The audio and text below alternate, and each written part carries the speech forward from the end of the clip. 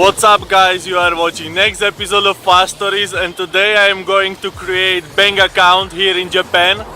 I don't think so that people will speak there in English, so it's gonna be fun. Watch it. I read that the best option for working holiday visa where to create bank account is Shinsei Bank or Japan Post Office Bank. I am going right now to Japan Post Office, so let's go.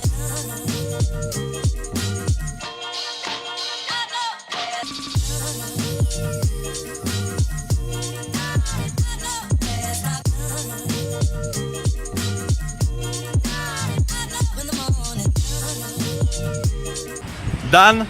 I have created my Japanese bank account. I will receive a credit card in 2 weeks from now, and if you are afraid that you don't speak Japanese language, don't worry about that. We use all the time translator.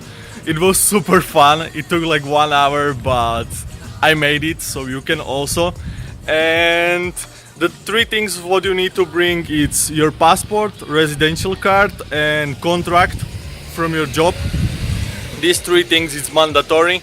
And if you have any question, write a comment down below or write me a message and I will try to answer on your question. That's all for today guys, and see you with the next fast stories.